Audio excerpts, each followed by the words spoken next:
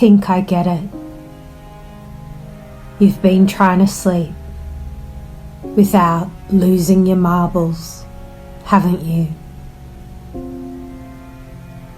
And you're listening to the sound of my voice. And when you do that, you begin to relax more and more. Perfect. And as you're sitting in the chair, you might find yourself drifting into a deeper trance.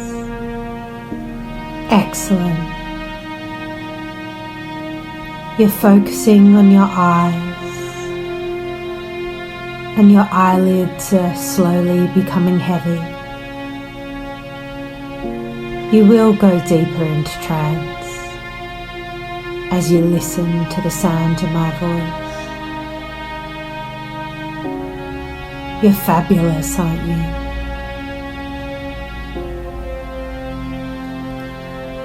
Your eyelids might grow heavy as you sit all the way down in that chair. Perhaps a forgotten name might appear suddenly in your mind, where you can finish the letters of the alphabet all to yourself. You're perfect, just as you are.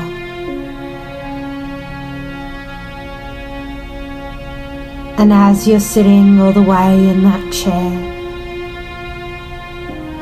you might just find yourself in a profound trance, staring at the ceiling. The eyes become heavy. You might be able to keep your eyes open, but you'll feel their weight, won't you? I'm not sure if you can't pretend as if you're experiencing deep sadness, as you feel the tightness around your eyes. Not talking makes it so easy as to not listen to any sound but the sound of my voice. Not speaking, your eyes might close and you'll go into trance more rapidly as you listen to the sound of my voice without losing your marbles. You're perfect, just as you are.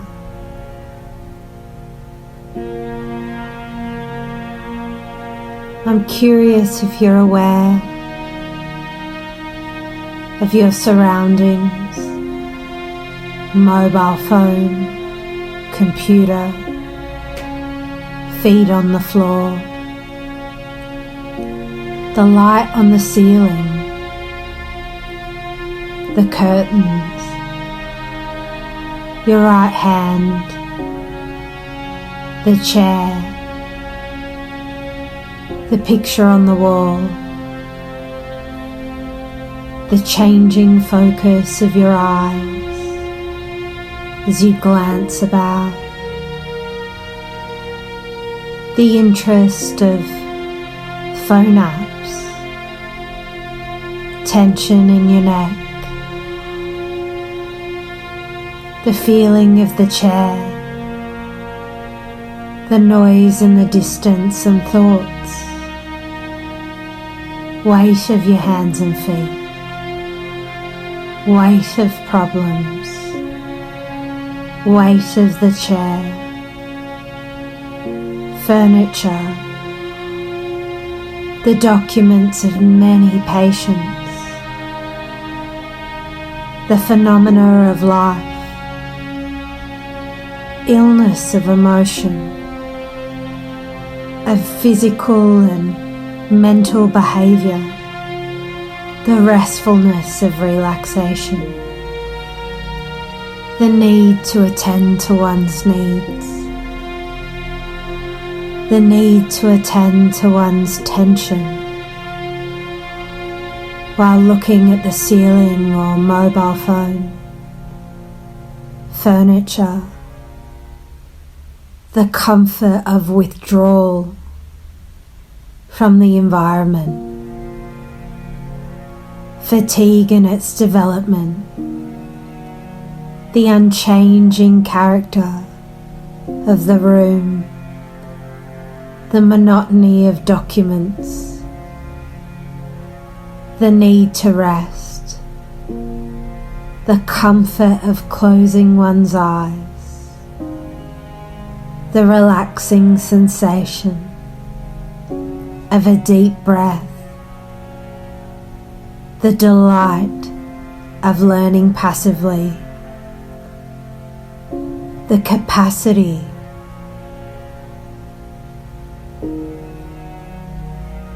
for learning by the unconscious. How soon will you fully realize that you're here comfortably, listening to the sound of my voice, and you're going into a deep trance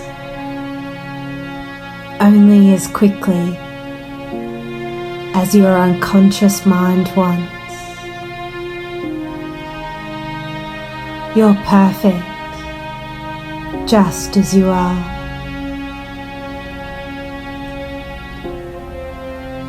I'm curious if you would consider the first act of a teacher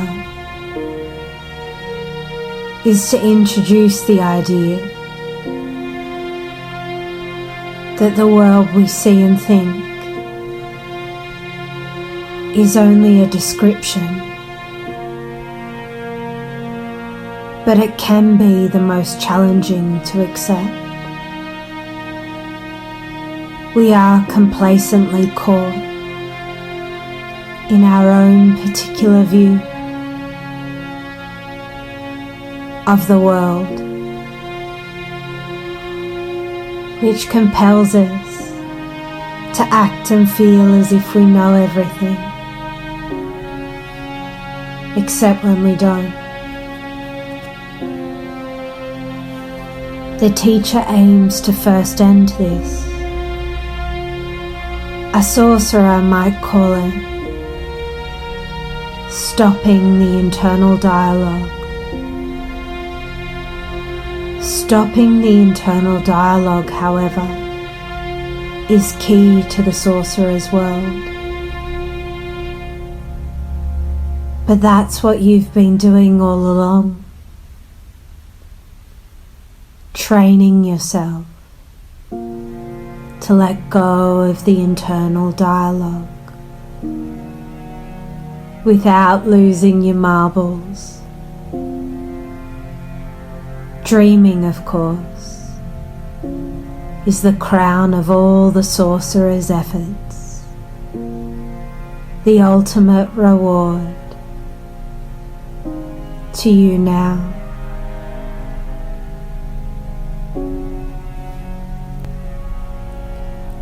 If I gave one of my clients a set of instructions on how to sleep, and they came back with go to bed and close your eyes, and I passed on those instructions to someone else, and they followed those instructions and they failed to sleep, I wonder how they would feel.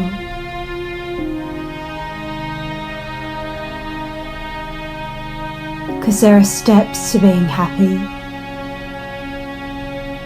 and there are strategies for getting a great career.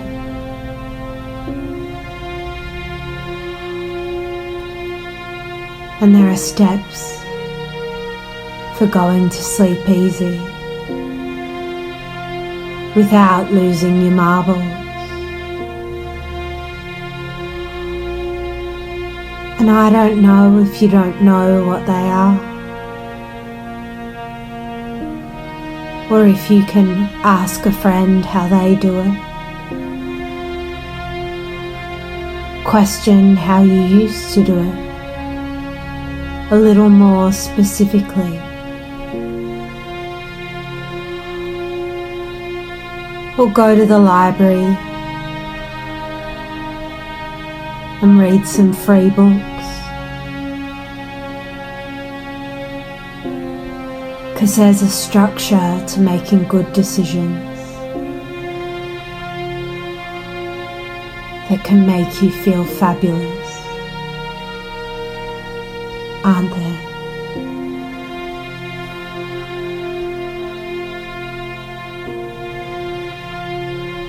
And we play so many different roles in life. The student, the teacher, the grandchild, the sibling, the adult, the employee,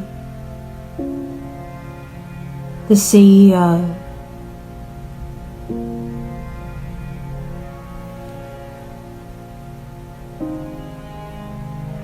If you always do what you've always done, you'll always get what you've always got. Dave reminded me of the truth in that statement. Every workday, Dave's alarm went off at precisely 6:30 a.m. He made a pot of tea, setting the breakfast table as the pot boiled and the tea brewed. He took the tea into his wife, then shaved and showered while she arose. After eating the same breakfast cereal he had preferred since his childhood, he caught the 7:53 bus into work to arrive before the rest of his staff, and thus set a good example. For more than quarter of a century he had remained in the same department, and although his job now had more responsibility and higher salary, he said he was still doing the same thing, pushing paper across a desk.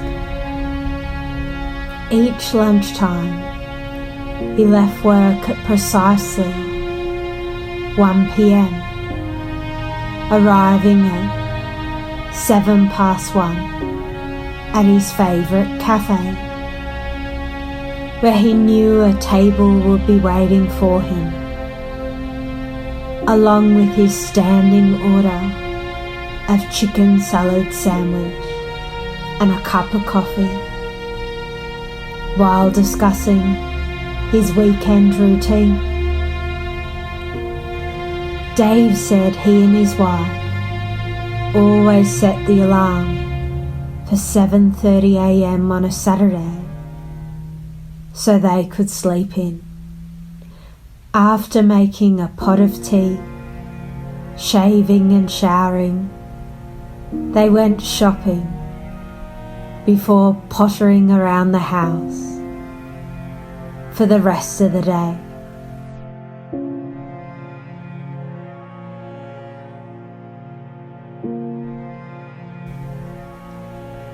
And what do you do on Sundays, I asked. "Oh, we always go out," he replied, seizing on what I thought seemed like a light at the end of a tunnel.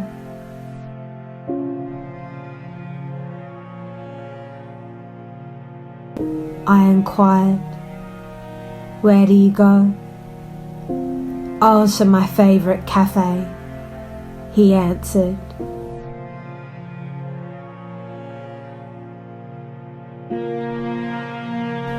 Where we lunch on chicken salad sandwich and a cup of coffee.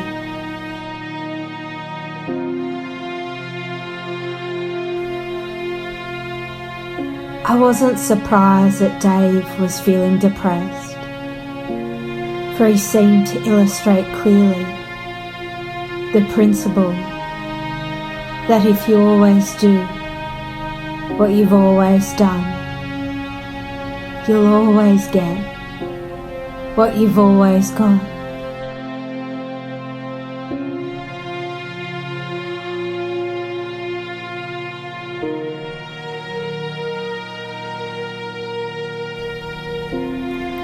As we began to explore how he might alter this principle to change his experiences and the way he was feeling, Dave felt hesitant, uncertain,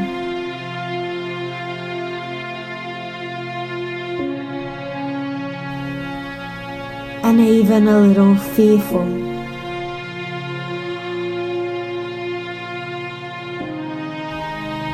And naturally so.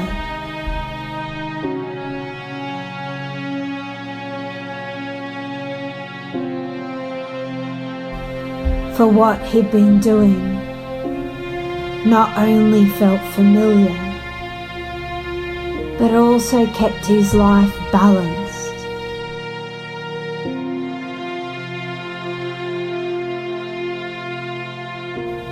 And stable. It worked in the sense that it limited the risk of unexpected, but in doing so, it also limited the possibility of enjoyment.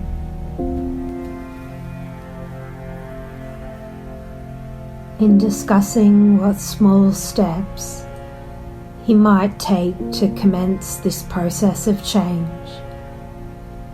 Dave came up with several suggestions,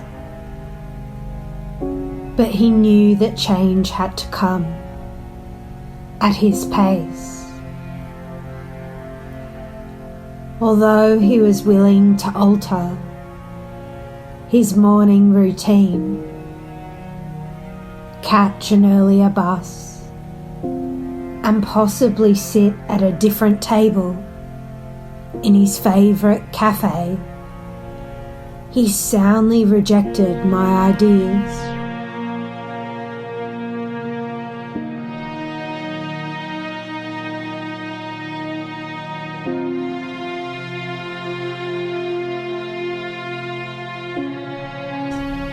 Of wearing odd-coloured socks to work, arriving late one morning, or trying a new cafe.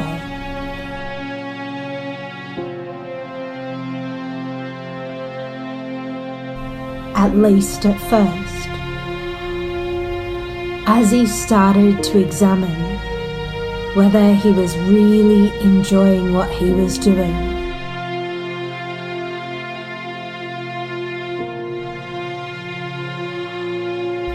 And if not, how he might do it differently.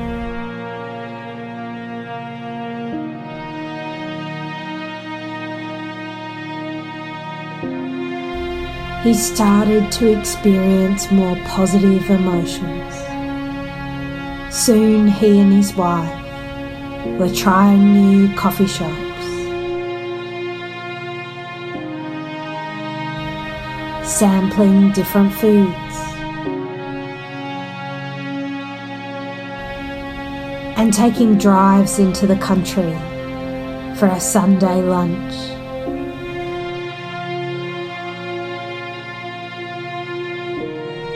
One day, as I was going through my mail, I was delighted to find a postcard from Dave, telling me how he and his wife were enjoying a weekend away.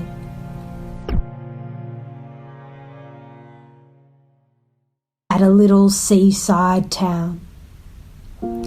He had even taken a day off work to make it a long weekend. Sometimes change may seem difficult.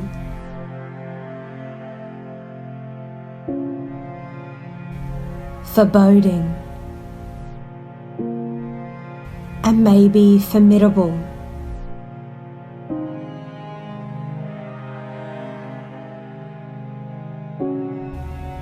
But Dave learned that making gradual changes at his own pace can you open up opportunities for new experiences.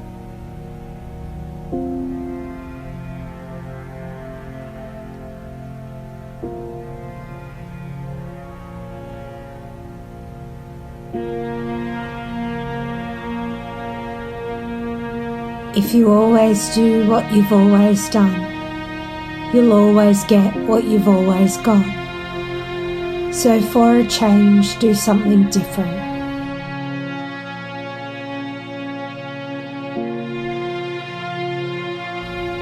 And do something different for a change.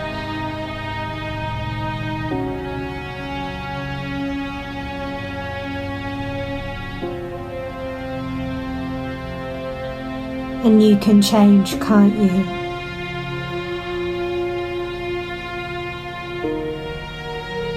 Except when you can't. And I wonder in the future, just if you might consider doing things a little differently.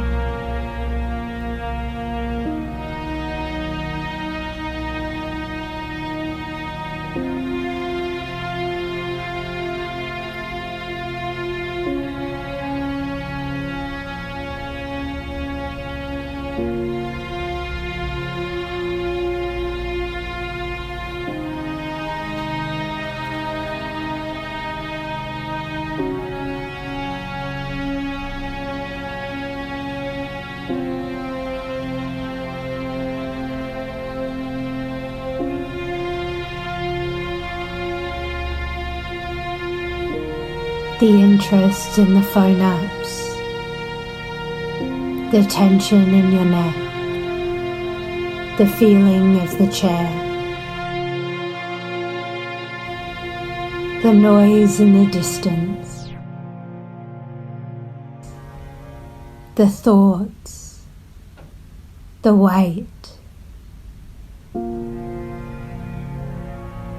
the monotony of the documents, the phenomena of life,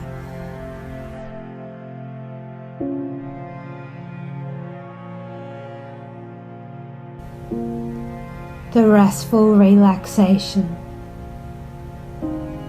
without ever losing your marbles.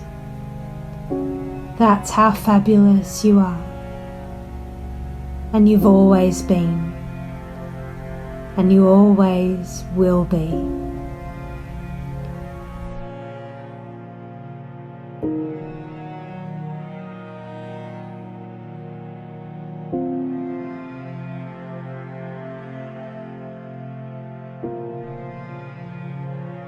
And when you're ready, and only if you're ready, you can orient yourself back to the room now. Welcome back.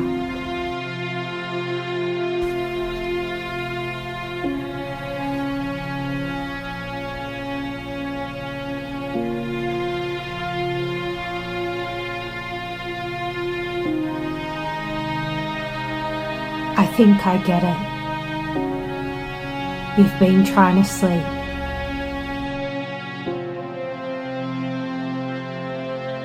Without losing your marbles.